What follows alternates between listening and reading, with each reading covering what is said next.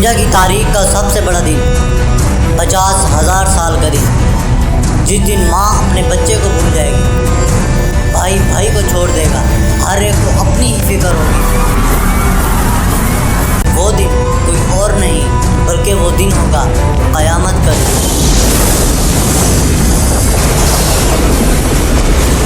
اسی قیامت کے دن کے بارے میں آپ صلی اللہ علیہ وسلم نے اپنی وفات سے پہلے ہی کلیئرلی بتا دیا تھا کہ اے لوگو، اے مسلمانوں، ایک دن قیامت کا دن ضرور آئے گا جس دن تم سب کو اللہ کے سامنے کھڑا ہونا ہوگا اور تم سب کو اپنے کیے کا حساب دینا ہوگا۔ لیکن یاد رکھنا، اس دن اللہ تعالیٰ کا سب سے زیادہ پسندیدہ آدمی وہ ہوگا جو انصاف کرتا ہوگا۔ اسی قیامت کے دن کی ہولناکی کو قرآن مجید میں بار بار ایکسپلین کیا گیا، حتیٰ کہ قرآن مجید میں یہ بھی بتایا گیا کہ قیامت کا دن 50,000 سال کے برابر ہوگا۔ اب کوسچن یہ ہے کہ قیامت کا دن آئے گا کب؟ اس کے بارے میں آپ صلی اللہ علیہ وسلم نے اپنی وفات سے پہلے کچھ امپورٹنٹ نشانیاں بتائی ہیں جو آج سب ایک ایک کر کے پوری ہو رہی ہیں۔ تو آئیے سمجھتے ہیں آج کے ویڈیو میں سب نشانیوں کو۔ ایک دن صحابہ کرام مجتمع میں آپ صلی اللہ علیہ وسلم کے ساتھ بیٹھے ہوئے تھے کہ اچانک ایک روب دار آدمی آیا جس کے بال بالکل بلیک اور کپڑے بالکل وائٹ تھے۔ صحابہ کرام فرماتے ہیں آج سے پہلے ہم نے اس آدمی کو کبھی بھی نہیں دیکھا اور اس پر کوئی نشانات بھی نہیں تھے کہ یہ دور سے ٹریول کر کے آیا ہو۔ اس سے زیادہ حیرانی کی بات کہ وہ آدمی پورے مجمع کو چیرتا ہوا بالکل آپ علیہ وسلم کے سامنے گھٹنے سے گھٹنے ملا کر آ کر بیٹھ گیا اور کہا، اے محمد، مجھے اسلام کے بارے میں بتائیے۔ آپ علیہ وسلم نے فرمایا، اسلام یہ ہے کہ تم کہو کہ اللہ تعالیٰ ایک معبود ہے اور محمد صلی اللہ علیہ وسلم اللہ کے رسول ہیں، اور نماز، روزہ، حج، زکوٰۃ ادا کرو۔ پھر اس آدمی نے کہا، آپ نے بالکل سچ فرمایا۔ صحابہ کرام فرماتے ہیں ہم حیران تھے کہ پہلے وہ آدمی خود کوسچن کرتا ہے، اس سے معلوم ہوتا ہے کہ اس کو بالکل نہیں پتہ، پھر اس کے بعد تصدیق کرتا ہے، کہتا ہے آپ نے سچ فرمایا، اس سے معلوم ہوتا ہے کہ اس کو سب پتہ ہے۔ اس کے بعد اس نے اگلا کوسچن کیا، اس نے کہا، اے محمد، مجھے ایمان کے بارے میں بتائیے۔ آپ صلی اللہ علیہ وسلم نے فرمایا، ایمان یہ ہے کہ تو کہے ایمان لایا میں اللہ پر اور اس کے رسولوں پر، اس کی کتابوں پر، اس کے فرشتوں پر، آخری دن پر اور اچھی بری تقدیر پر۔ اس کے بعد اس نے پوچھا احسان کیا ہے؟ اور اس نے فرمایا احسان یہ ہے کہ تو اللہ تعالیٰ کی عبادت ایسے کر جیسے تو خود اللہ تعالیٰ کو دیکھ رہا ہے۔ اگر یہ نہ ہو سکے پھر اتنا ذہن میں ضرور خیال رکھنا کہ اللہ تعالیٰ تمہیں دیکھ رہا ہے۔ پھر اس نے کہا، اے محمد، مجھے قیامت کے بارے میں بتائیے، قیامت کب آئے گی؟ اور اس نے فرمایا، جواب دینے والا سوال کرنے والے سے زیادہ نہیں جانتا، وچ مینس قیامت کا صرف صحیح وقت اللہ تعالیٰ کو معلوم اور کسی کو نہیں پتہ۔ پھر اس آدمی نے کہا، مجھے قیامت کی نشانیوں کے بارے میں بتائیے۔ آپ صلی اللہ علیہ وسلم نے فرمایا، قیامت تب آئے گی جب لونڈیاں، غلام، باندیاں اپنے مالکوں کو پیدا کریں گی، جس کا مطلب یہ ہے کہ اولاد والدین کی اتنی نافرمان ہو جائے گی، اتنی نافرمان ہو جائے گی کہ وہ اپنے والدین کو اپنا غلام اور نوکر سمجھنے لگ جائے گی۔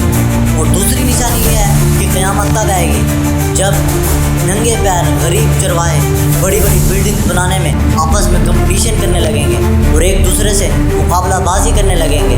جب ان میں سے کوئی ایک بڑی بلڈنگ بنائے گا تو دوسرا کہے گا میں اس سے بھی بڑی بلڈنگ بناتا ہوں۔ صحابہ کرام فرماتے ہیں یہ سب پوچھنے کے بعد وہ آدمی چپ چاپ اٹھ کر چلا گیا۔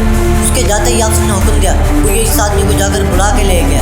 صحابہ کرام فرماتے ہیں ہم اس کے بعد گئے اس آدمی کو بلانے، لیکن وہ آدمی ہمیں کبھی بھی نہیں ملا۔ پھر صحابہ سے آپ علیہ وسلم نے پوچھا، تم جانتے ہو وہ شخص کون تھا؟ صحابہ فرمانے لگے اللہ کا رسول زیادہ جاننے والا ہے۔ آپ صلی اللہ علیہ وسلم نے فرمایا یہ آدمی کوئی اور نہیں بلکہ حضرت جبرائیل علیہ السلام، یہ تمہیں تمہارا دین سکھانے آئے تھے۔ اور اسی حدیث کو اسی وجہ سے حدیث جبرائیل بھی کہا جاتا ہے۔ اب یہ واقعہ آپ صلی اللہ علیہ وسلم کی وفات سے کچھ ہی عرصے پہلے کا ہے۔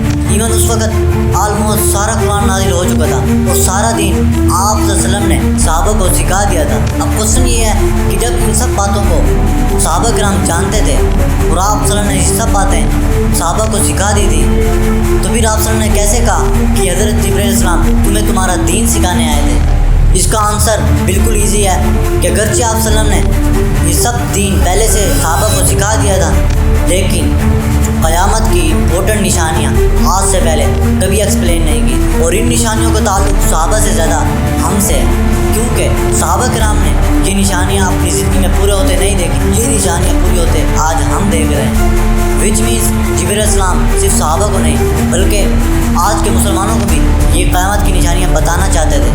یہ اتنی امپورٹنٹ نشانیاں ہیں کہ ان کو سمجھنا اتنا ہی ضروری ہے کہ جتنا دین کے باقی احکام اسلام کو سمجھنا ضروری ہے، کیونکہ انہی قیامت کی نشانیوں کو آپ صلی اللہ علیہ وسلم نے اسلام کے بنیادی احکامات کے ساتھ ایکسپلین کیا۔ ابھی اس حدیث میں آپ صلی اللہ علیہ وسلم نے قیامت کی جو پہلی نشانی بتائی وہ یہ بتائی کہ لونڈیاں اپنے مالکوں کو جنم دے گی۔ زیادہ تر اسکالر اس کے بارے میں کہتے ہیں کہ اس کا مطلب یہ ہے اتنی نافرمان ہو جائے گی اولاد کہ ان کو نوکر اور اپنا غلام سمجھنے لگے گی۔ آج ہم سب کو اچھی طرح پتہ ہے کہ پوری دنیا میں بالکل اسی طرح والدین کی نافرمانی کی جا رہی ہے۔ والدین جو کچھ مرضی کہتے رہیں، اولاد کے کانوں میں جو بھی نہیں رہی ہوتی، اور جب اولاد والدین سے تنگ آ جاتی ہے تو وہ اولاد نافرمان اولاد اپنے والدین کو گالیاں نکالنے لگتی ہے اور ان کو غصہ کرنے لگتی ہے، بالکل ایسے جیسے کوئی مالک اپنے نوکر کو ڈانٹتا ہے اور اس کو گالیاں نکالتا ہے۔ حالانکہ آپ نے تو اپنے نوکر اور غلام کے بارے میں بھی بتایا کہ اچھا سلوک کرو ان سے بھی، جو خود کھاؤ وہ انہیں کھلاؤ، جو خود پہنو وہ انہیں پہناؤ، لیکن والدین سے آج اولاد اس سے بھی بدتر سلوک کرتی ہے۔ وہ والدین جنہوں نے بچپن میں چلنا سکھایا، پالا پوسا بڑھایا، تربیت کی، اسی والدین کو آج اولاد غلام سمجھنے لگ گئی۔ حتیٰ کہ بعض کیسز میں تو اسی نافرمان اولاد نے اپنے بوڑھے والدین کو گھر سے باہر نکال دیا اور ان کو اولڈ ہاؤس چھوڑ دیا، اور بعض کیسز میں اسی نافرمان اولاد نے اپنے والدین کو قتل بھی کر ڈالا، اس سے بھی گریز نہیں کیا۔ یہ تھی قیامت کی پہلی نشانی جو آج ہم سب اپنی آنکھوں سے دیکھ رہے ہیں۔ اب قیامت کی دوسری نشانی کہ یہ ننگے پیر غریب کروائے بڑی بڑی بلڈنگز بنانے لگ جائیں گے اور ان میں مقابلہ کریں گے، کمپٹیشن کریں گے، جن کو اس زمانے میں بدو بیڈوئنس کہا جاتا تھا۔ یورپ کے باقی قبیلوں سے ہمیشہ دور رہتے تھے اور اپنی ایک الگ زندگی گزارتے تھے، اور یہ لوگ کبھی بھی ایک جگہ نہیں رہتے تھے بلکہ ہمیشہ اپنے جانوں کے ساتھ ٹریول کرتے رہتے تھے، وچ مینس کہ وہ ایک نومیڈک خانہ بدوش زندگی گزارتے تھے، اور یہ پورے عرب میں سب سے زیادہ غریب اور لوور کلاس کے مانے جاتے تھے۔ اسی وجہ سے صحابہ کرام حیران تھے کہ ننگے پیر غریب چروائے جو ہماری سوسائٹی کے سب سے لوور کلاس کے ہیں، یہ بڑی بڑی بلڈنگز کیسے بنانے لگ جائیں۔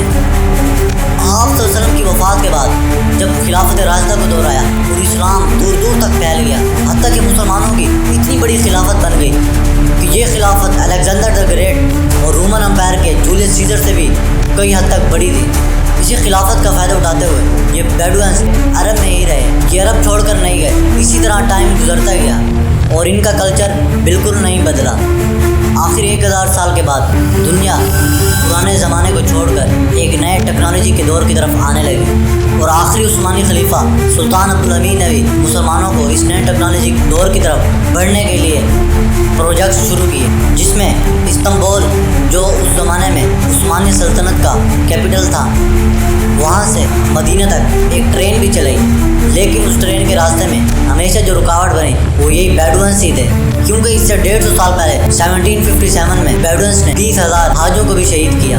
اس کے بعد عثمانی خلافت نے ان بیڈوئنس کے لیے یہی بڑے بڑے پروجیکٹ شروع کیے کہ کسی نہ کسی طریقے سے یہ بیڈوئنس اپنا پرانے زمانے کا لائف سٹائل چھوڑ کر اور نومیڈک زندگی چھوڑ کر ایک نئے ٹیکنالوجی کے دور کی طرف آئیں، لیکن یہ بیڈوئنس سلطنت عثمانیہ کے ان بڑے بڑے پروجیکٹ سے بالکل بھی خوش نہیں تھے۔ لیکن پھر سعودی عرب کے پہلے بادشاہ ابن سعود، جنہوں نے ان بدوؤں کو یونائٹ کر کے عثمانیہ سلطنت کے خلاف ایک فوج بنائی اور برٹش کی مدد سے پورے سعودی عرب کے اس علاقے کو فتح کر دیا، جسے آج ہم سعودی عربیہ کہتے ہیں۔ پھر اس طرح وقت گزرتا گیا اور ایسا ایسا ان عرب علاقوں میں تیل ڈسکور ہونے لگا۔ یہ بیڈوئنس جن کی اس سے پہلے کوئی اوقات نہیں تھی، اب دنیا کے رچ ترین لوگوں میں ان کا شمار ہونے لگا۔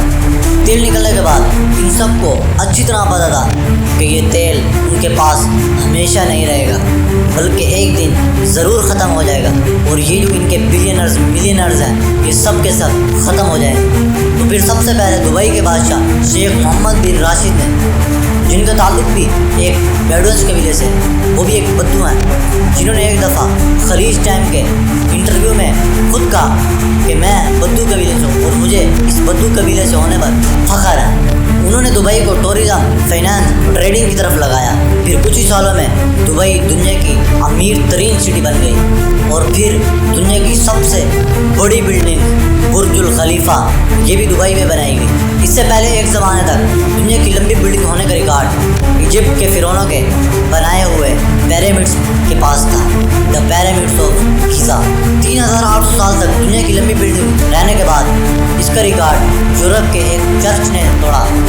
اس کے بعد پیرس کے آئیفل ٹاور اور 9/11 میں تباہ ہونے والی ورلڈ ٹریڈ سینٹر دنیا کی لمبی ترین بلڈنگز بنائی گئی۔ پھر اس کے بعد دبئی کے برج الخلیفہ نے ان سب کا ریکارڈ توڑ دیا، اور اسی دبئی کی عظیم کامیابی کو دیکھ کر سعودی عرب نے بھی اس کو کاپی کرنا شروع کر دیا، اور مکہ میں مسجد حرام کے بالکل سامنے مکہ ٹاور بنایا۔